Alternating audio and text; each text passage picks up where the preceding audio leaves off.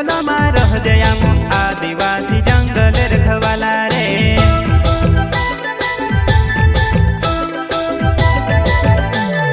चल जंगल जमीन काजे पूजे रे आदिवासी दुनिया ने रखवाला रे।